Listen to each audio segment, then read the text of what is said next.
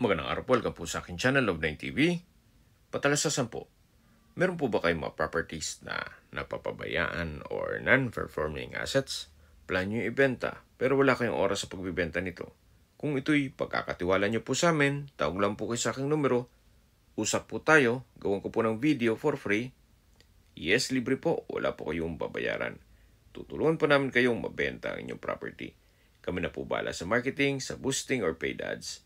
Even sa tripping, hindi na po kayo mapapagod sa pag-entertain ng mga buyers. Kami na po bahala sa lahat. Tawag lang po kayo. Nandito po tayo ngayon sa Alfonso, Cavite kung saan meron po tayong bagong video presentation. Isang commercial residential property. Ito po ay along Provincial Highway. Titulado, buhay po ang may-ari kaya wala po kayong maging problema sa documentation o sa transfer ng title. May access na rin po dito ng tubig, kuryente at internet provider. Napakatahimik po ng lugar, sariwang hangin at malamig po ang klima. Maganda pong mag-invest na kayo sa mga ganitong lupain na along the highway habang hindi pa ganun ka-develop ang area para mababa po ang presyo. At tungkol naman sa presyo, mamaya po sa dulong parte nitong video, pag-usapan natin ito. So yan po, tunghayan niyo po itong napagandang lupain na may mga fruit-bearing trees gaya ng saging, nyog, langka at marami pa pong iba. Ito po ay nasa mataas na lugar. Ang estimated elevation above sea level ay 1,388.8 feet. Maganda pong lagyan ng commercial space dun sa along the highway. Then dito pa sa likod ay pwede nyo pong gawa ng retirement house niyo.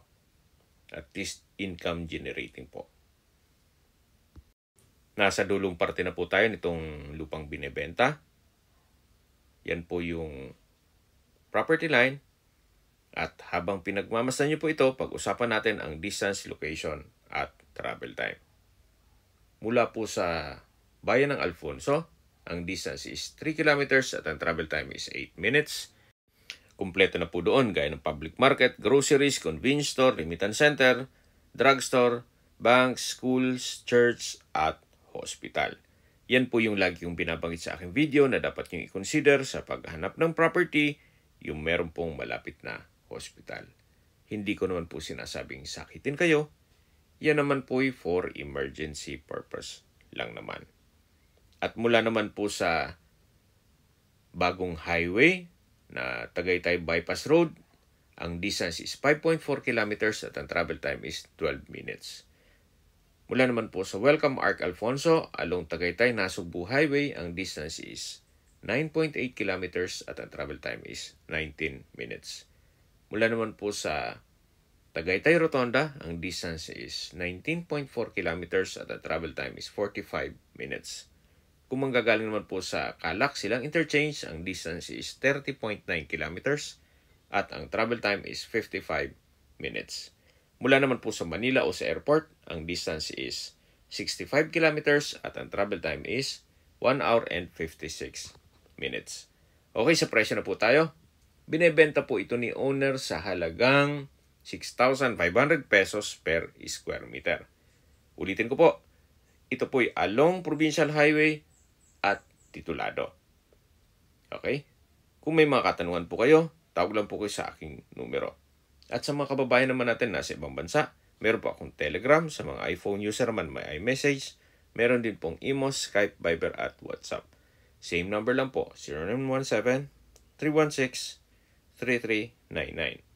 Sa mga nagtatanong naman po ng aming Facebook, meron po kaming Facebook page na Love9 TV at Facebook Reels Video. Meron din pong TikTok at Instagram. May ibang YouTube channel kami na The Love9 TV channel at Love9 TV Listings. Sana po naibigyan yung aming video presentation. Paki-like and subscribe na lang po sa aking channel para ma-update din po kayo sa aking future listings. Kung sakali po hanap nyo yung mas malaking sukat na lupa, meron din po kami ibang listings na pwede nyong pagpilian. Huwag po kayong mag-atubiling tumawag sa amin. Then, let us know your budget para malaman namin kung anong property pwede naming i-alok sa inyo.